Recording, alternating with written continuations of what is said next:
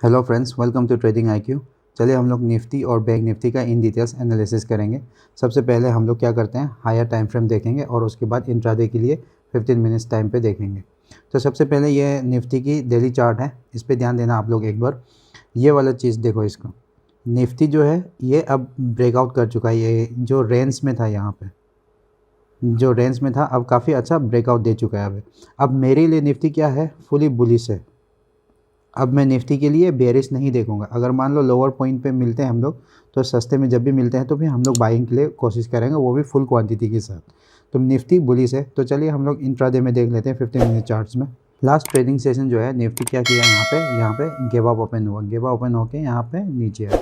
अब जहाँ पे नीचे आया वहाँ से अब एक बाइंग मिल चुका है। यहाँ पे ये देखो, ये एक तरह की ये वाला एरिया जो है ये बाइंग एरिया है। जिस हिसाब से मैं प्राइस बताता हूँ हमेशा, जब फर्स्ट एक जो रेड कैंडल मान लो उसको अगर मान लो ब्रेकआउट कर देता है तो फिर उस पर ट्रेड। और ये बाइंग के लिए मैं हमेशा क्यों कहता हूँ, बुलिश जो है उस पर 15 मिनट चार्ट देखने के लिए। ये 15 मिनट चार्ट्स और 15 मिनट्स में ये देखो 15 मिनट्स को कवर कर दिया यहाँ पे। तो ये जितना सेलिंग था उसको ओवरकम करके आया यहाँ पे, तो ये बाइंग एरिया है। तो इस टाइप से ट्रेड करना आप लोग।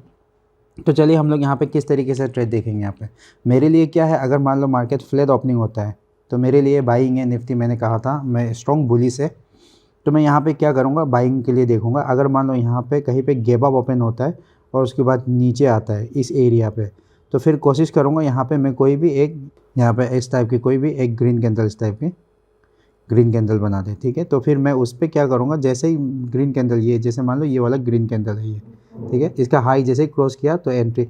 तो इस टाइप की यहाँ पे मेरा एंट्री होगा। ये ग्रीन कैंडल की लो मेरा एसएल रहेगा और टारगेट मिनिमम 1:2 या 1:3 ये रखूँगा मैं। तो अगर मान लो फ्लैट ओपनिंग मेरे लिए क्या है, यहाँ पे बाइंग है। और अगर मान लो यहाँ पे ज़्यादा गैप अप ओपन हो जाता है, बहुत ही बड़ा गैप अप, जैसे मान लो निफ्टी में 200 से लेके 250 या इस टाइप के पॉइंट, या 150, मान लो 150 प्लस, ठीक है, 150 प्लस गैप अप ओपन हो जाता है, तो फिर मैं यहाँ पे ना एक देखूंगा लोअर लेवल पे किस तरीके से प्राइस बिहेव कर रहा है। ऐसा नहीं कि मान लो गैप अप हो गया फिर मैं उसके तुरंत सेलिंग के लिए स्टार्ट करूँ, नहीं, मैं सेलिंग नहीं करूँगा क्योंकि काफ़ी बुलिश है, बुलिश अभी निफ्टी जो है काफ़ी बुलिश है। तो मैं क्या करूँगा, जैसे यहाँ पे मान लो गैप अप ओपन हुआ और मार्केट नीचे आके यहाँ पे कहीं पे एक इस टाइप की कैंडल बना दे, मतलब रेड कैंडल जो है, जैसे यहाँ पे ये वाला रेड जो है इसको ओवरकम करके यहाँ पे आ गया ना, इस टाइप की कोई बना दे, या यहाँ पे कोई इस टाइप की हैमर बना दे, तो फिर मैं क्या करूँगा, यहाँ पे बाइंग के लिए देखूँगा।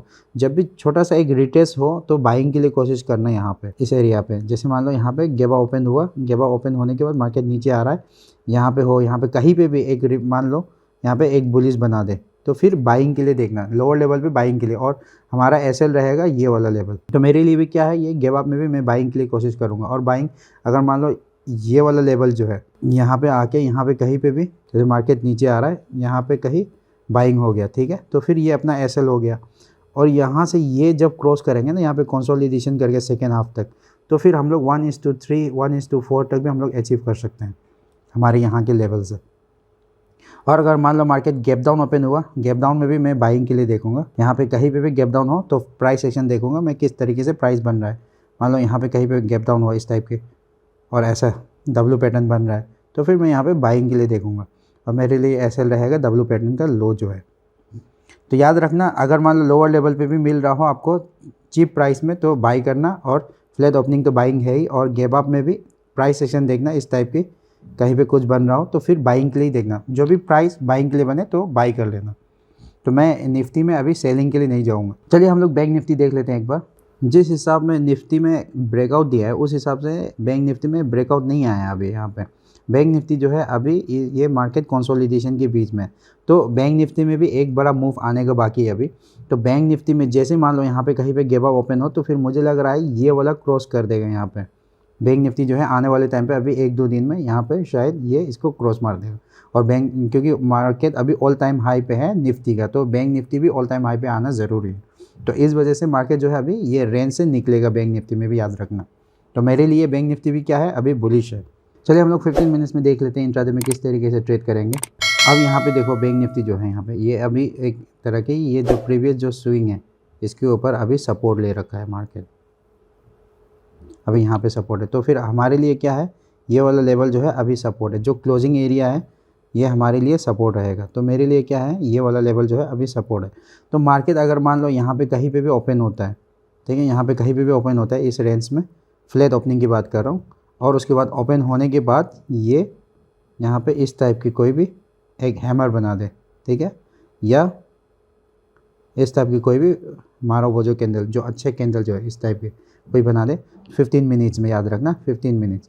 तो फिर क्या करूँगा मैं, जैसे ही ये 15 मिनट्स की जो हाई क्रॉस करे तो मैं एंट्री कर लूँगा, और ये मेरा एसएल रहेगा, और टारगेट मैं रखूँगा मिनिमम 1:3, क्योंकि अभी काफ़ी बुलिश में है, क्योंकि निफ्टी भी सपोर्ट करेगा अगर बैंक निफ्टी मूव कर रहा है तो मेरे लिए फ्लैट ओपनिंग बुलिश। और उसके बाद मान लो यहाँ पे गैप अप ओपन हो, गैप अप ओपन में बैंक निफ्टी में थोड़ा रिस्की है। गैप अप ओपन जैसे हो जाए तो बैंक निफ्टी में मैं एक सेलिंग के लिए देखूंगा। अगर मान लो कुछ ज़्यादा ही पॉइंट, मान लो 300 से लेके 350 400, जैसे मान लो 300 प्लस, ठीक है, 300 प्लस गैप अप ओपन हो जाता है, तो फिर मेरे लिए क्या है, बैंक निफ्टी में मैं एक सेलिंग के लिए देखूंगा, एक रिवर्सल के लिए।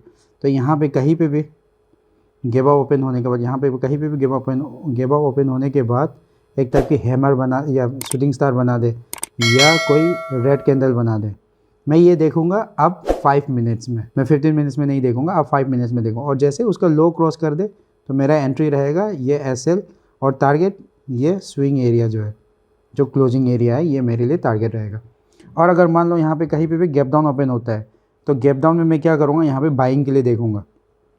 कोई भी यहाँ पे एक ग्रीन कैंडल बना दे, ठीक है, तो फिर जैसे ग्रीन कैंडल के ये हाई क्रॉस कर दे तो मेरा एंट्री ये एसएल।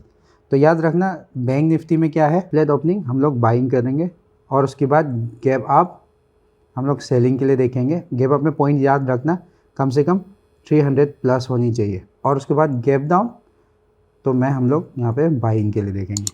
आई होप आप लोगों को वीडियो पसंद आया होगा। वीडियो पसंद आया तो लाइक एंड शेयर कर देना। मिलते हैं नेक्स्ट वीडियो में।